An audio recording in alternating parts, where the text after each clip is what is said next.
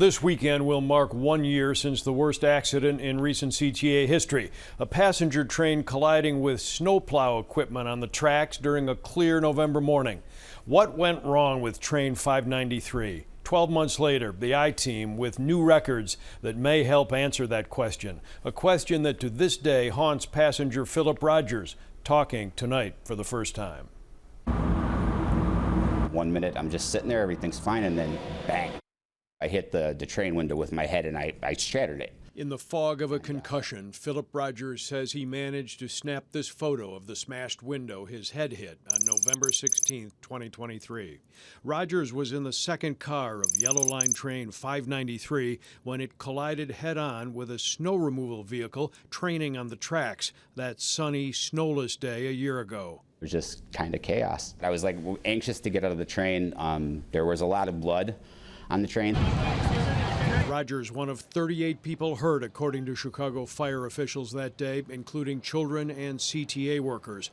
No one was killed, but 6 were seriously hurt. Rogers and other passengers injured that day are suing the CTA, claiming negligence led to train 593's crash.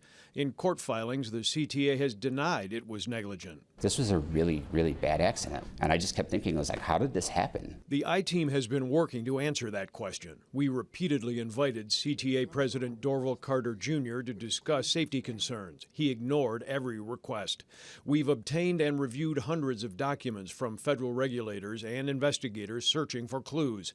In an initial post-accident investigation report, CTA's chief engineer concluded that the train's signal system should have warned the train operator to begin braking earlier, allowing a greater distance to stop before colliding with the snowplow equipment. That didn't happen, though, because it was relying on an outdated design.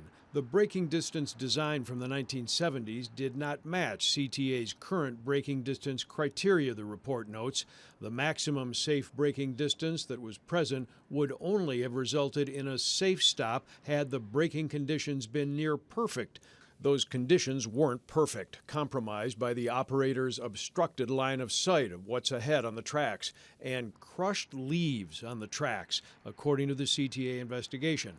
This photo, taken by the transit agency, shows residue of leaf materials that had been crushed into the train rails. This is a confluence of many different factors that all came together at the exact wrong time. We have the braking distance issue, we have the leaf residue, we have the sight being obstructed, and the most unpardonable thing is the snowplow being on the same track as the train.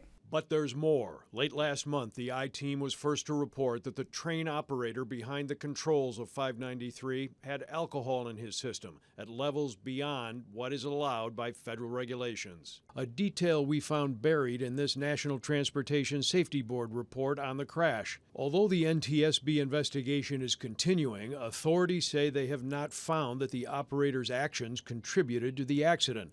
Attorney Joseph Murphy, who represents many of Train 593's injured passengers, doesn't buy it. I respectfully disagree with the NTSB. Okay, again, if you're responsible for busing around or conducting around hundreds or thousands of passengers a day, and you have a slight delay that might be caused by alcohol, that's human error.